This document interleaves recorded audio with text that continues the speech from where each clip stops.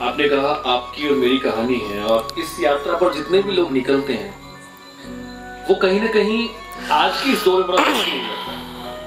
आधुनिक युग के अंदर आदमी जब खुद में उलझा पड़ा है, इन मोहों में, जब जिस मोह की बात कर रहे हैं उसी में उलझा हुआ है, इन सब में से निकालकर वो किस रूप में ले गीता को? एक धर्म ग्रंथ के रूप में, या फिर इसे एक जीवन जीने का एक मैनुअल समझे, और वो किस तरह से?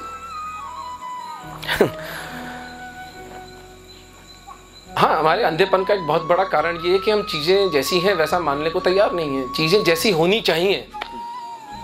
सारा दुख इसी में सृजन होता है कि this is the way I want the world to be. संसार ऐसा है नहीं।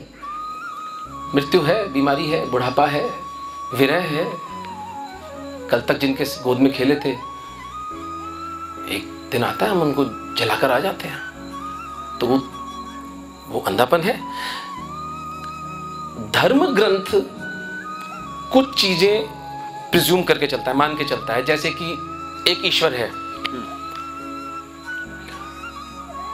जबकि सनातन धर्म आपसे कहता है कि कोई विश्वास मत करिए, योगा इज प्योरली एक्सपीरियंशियल। यदि परमात्मा आपका अनुभव नहीं है तो परमात्मा पर विश्वास मत करिए।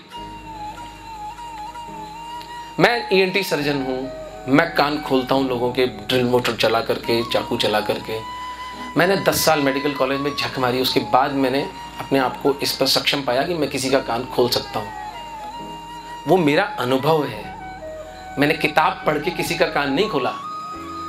जीवंत वो खून निकलता है, वो जब पस निकल, वो जो सारे जो प्रक्रिया उसके से गुजरना पड़ता है।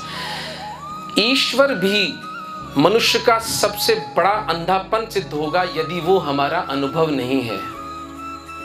इसलिए गीता आपको कुछ मानने को कहती ही नहीं है। श्री कृष्ण कहते हैं ये आत्मा रही। अच्छा, अभी क्या है आत्मा हमारे लिए? अभी आत्मा सिर्फ एक अवधारणा है, एक कॉन्सेप्ट है हमारे। कोई आत्मा का हमें पता नहीं है। लफ्फाजी है, लंबी लंबी छोड़ते रहते हैं घर बैठे। आत्मा हमारे साहब, आत्मा चली जाएगी। आत्मा हमारे, तो फिर क्यों रो रहे हो भाई? हम जानते हैं कि हमें आत्मा का कुछ पता नहीं और हम मरेंगे।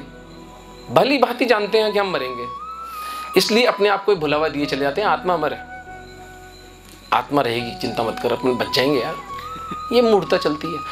तो धर्म ग्रंथ गीता इसलिए नहीं हो सकती क्योंकि गीता आपके किसी भी अंधविश्वास को खड़ा ही नहीं रहने देगी।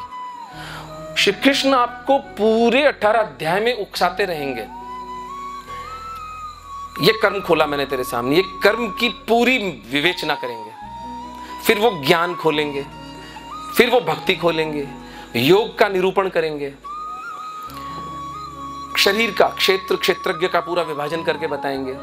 वो जितने उस वक्त सनातन धर्म में मार्ग थे उससे अर्जुन को चेष्टा करते हैं कि उसको सत्य समझ में आ जाए।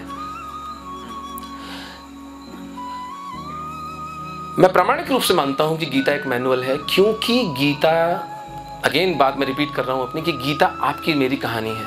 तो जो हम यहां बैठे हैं इतने लोग, इनमें से जो कर्म मार्गी है उसको कर्म का स्वरूप समझना है। तो एक जगह श्री कृष्ण ने कहा है योगः कर्मसु कौशलम, यानी आप देखें योग जैसी बड़ी धारणा को भी कृष्ण भगवान कर्म पर ले आते हैं। ढंग से किया हुआ कर्म भी योग है। जो व्यक्ति ढंग से यहां झाड़ू नहीं लगा सकता वो संसार में सर्जन भी नहीं बन सकता। रोते बच्चे को अगर नहीं हंसा सकता तो मैं अच्छा सर्जन भी नहीं हो सकता।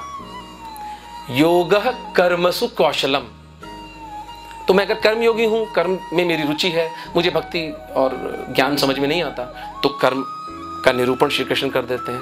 वो मैनुअल गीता ऐसे बन जाती है कि यदि आप में प्रज्ञा हो और आप गीता के सत्यों का नियोजन अपने जीवन में कर सकें तो वो डेफिनेटली एक मैनुअल है। क्योंकि कहा तो योगेश्वर ने है ना, कहने वाला कौन है? कोई नथुखेरा तो नहीं है। जब श्री कृष्ण उस बात को आपके जीवन में स्थापित करें और आप उसको अपनी प्रज्ञा से उसको एनालाइज करें और उसको अपने जीवन में नियोजित करें कि हाँ मैं यहाँ इसका उपयोग करूंगा, तो गीता डेफिनेटली एक लिविंग मैनुअल है।